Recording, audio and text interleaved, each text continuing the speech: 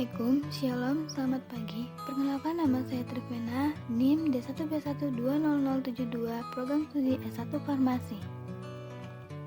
Materi ini sebagai rangkaian ujian akhir dari mata kuliah wawasan ilmu farmasi Universitas Megariski Makassar dengan dosen pembimbing Bapak Safarudin SSI, MSI, APT. Berikut materi yang akan saya paparkan. Definisi farmasi. Farmasi adalah salah satu ilmu yang mempelajari tentang obat-obatan, mulai dari bagaimana obat tersebut dicampur, diracik, diformulasikan, diidentifikasi, dikombinasi, dianalisis sampai dengan menciptakan obat yang memenuhi standar, kualitas, dan kelayakan. Farmasi dalam bahasa Inggris yaitu farmasi dan dalam bahasa Yunani yaitu farmakon, yang berarti obat, yang adalah salah satu ilmu kombinasi antara ilmu kesehatan dan ilmu kimia.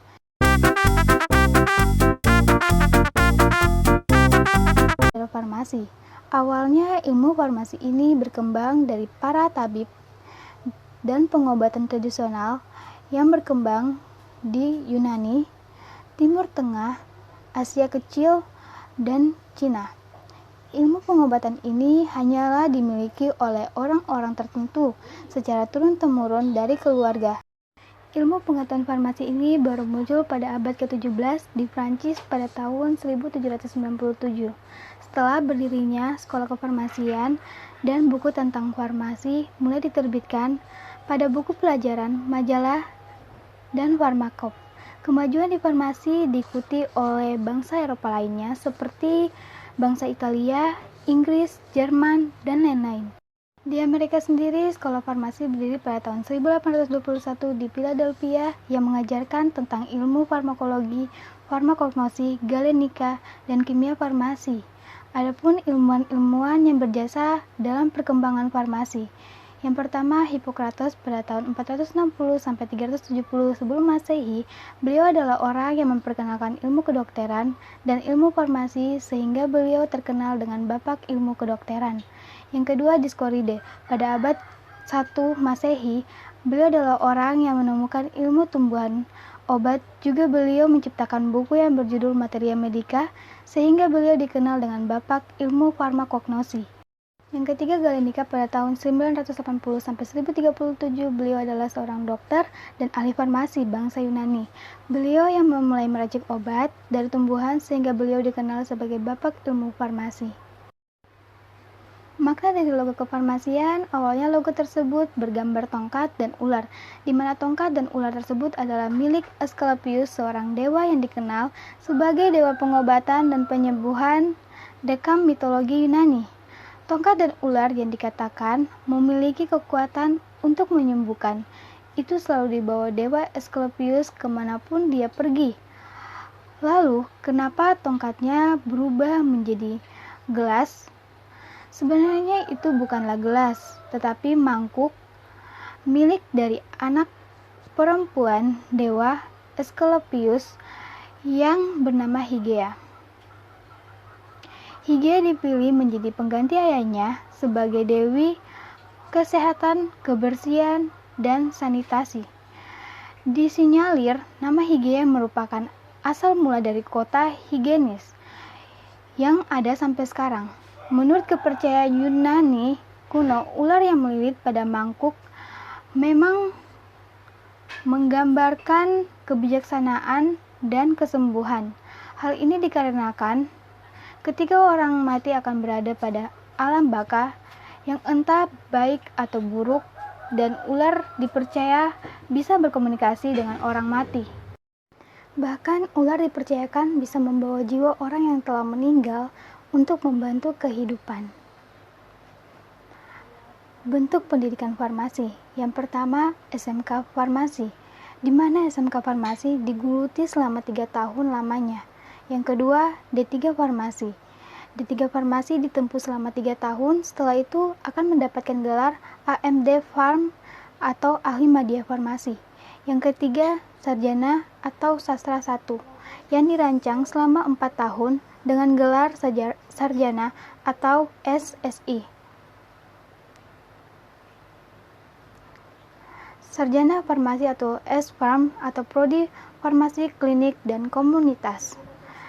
Yang keempat, program studi apoteker yang dirancang selama 1 tahun dengan gelar APT atau apoteker.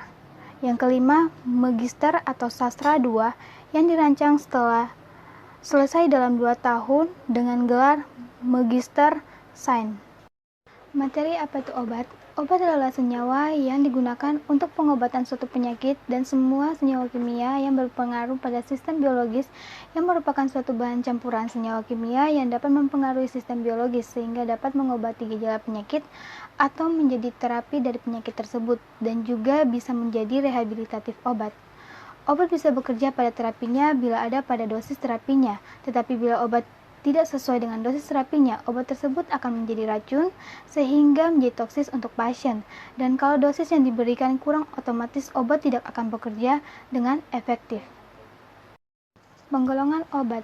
Yang pertama, penetapan diagnosis. Proses penentuan jenis penyakit dengan cara memeriksa gejala-gejala yang ada. Contoh, obat yang digunakan dalam proses diagnose suatu penyakit yaitu barium sulfat digunakan sebagai zat kontras untuk gen saluran pencernaan, biasanya digunakan untuk mendiagnosa adanya usus buntu. Yang kedua, pencegahan penyakit. Pencegahan penyakit adalah upaya mengadakan sejumlah kegiatan untuk melindungi idean dari ancaman kesehatan potensial. Dengan kata lain, pencegahan penyakit adalah upaya mengekang perkembangan penyakit, memperlambat kemajuan penyakit, dan melindungi tubuh dari berlanjutnya pengaruh yang lebih membahayakan. Contoh, obat yang digunakan untuk pencegahan penyakit yaitu antibiotik. Antibiotik biasanya digunakan untuk mencegah perkembangan bakteri pada berbagai kondisi untuk mencegah infeksi lebih lanjut yang dapat menyebabkan perkembangan penyakit, misalnya pemberian obat amoxicillin untuk pasien luka sobekan kaki. Ketiga, menyembuhkan penyakit. Peran obat yang paling umum didengar yaitu menyembuhkan penyakit.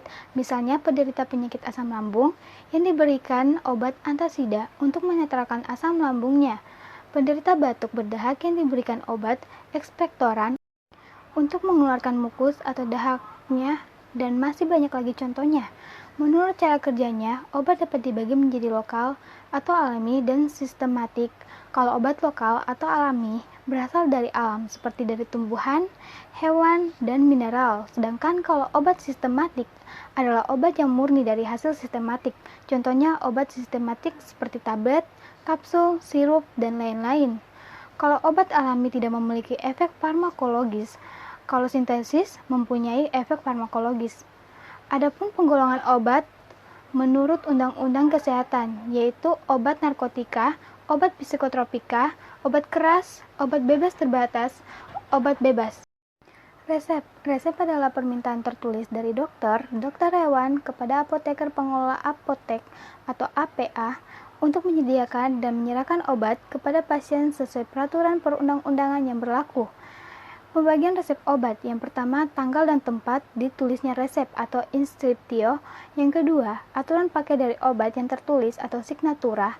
Yang ketiga, paraf atau tanda tangan dokter yang menulis resep atau subscriptio. Yang keempat, tanda buka penulis resep dengan R garing atau invocation. Yang kelima, nama obat, jumlah obat, dan cara pembuatan obat. Komponen resep menurut fungsi terbagi atas. Yang pertama, remedium kardinal adalah obat berkhasiat utama. Yang kedua, remedium adjuvans adalah obat yang menunjang bekerjanya bahan obat utama. Yang ketiga, corrigens adalah zat tumbuhan yang digunakan untuk memperbaiki warna, rasa, bau dari obat utama. Penyimpanan dan pemusnahan resep, yaitu apoteker pengelola apotek mengatur resep yang telah dikerjakan menurut aturan, tanggal, dan nomor urut penerimaan resep. Resep harus disimpan sekurang-kurangnya selama 3 tahun. Resep yang mengandung narkotika harus dipisahkan dari resep lainnya. Resep yang disimpan lebih dari jangka waktu 3 tahun harus dimusnahkan. Pemusnahan resep dilakukan dengan cara dibakar atau dengan cara lain yang memadai oleh apoteker pengelola apotek. Pada pemusnahan resep harus dibuat berita acara pemusnahan sesuai dengan bentuk yang telah ditentukan yang ditandatangani oleh APA bersama dengan sekurang-kurangnya petugas apotek. Bahasa Latin resep terkait dengan aturan pakai, terkait dengan takaran atau jumlah atau satuan, terkait dengan perintah pembuat, keterangan waktu, keterangan tempat pengguna, istilah bahan obat atau bahan sedia, dan bahasa Latin istilah lainnya. Pelayanan dan peluang bisnis farmasi. Yang pertama, industri obat modern dan obat tradisional. Apoteker umumnya bekerja dalam pengendalian mutu, pemastian mutu, dan produksi obat baik obat modern ataupun tradisional. Yang kedua, rumah sakit. Apoteker yang ada di rumah sakit bertugas untuk mengawasi pembuatan obat-obatan, mendistribusikan kebutuhan obat, menyeleksi obat-obatan, membuat sistem percatatan, dan menjelaskan obat dengan resep dokter. Yang ketiga, dapat bekerja dalam industri Badan POM, Depkes. Dan yang keempat, dapat mendirikan apoteker sendiri dengan surat permohonan izin usaha apotek. Yang kelima, industri makanan dan minuman. Apotek berperan untuk menyatakan apakah makanan dan minuman tersebut layak untuk dikonsumsi. Yang keenam, industri kosmetika. Apoteker berperan sebagai penanggung jawab dalam industri kosmetika. Sekian materi dari saya, kurang dan lebih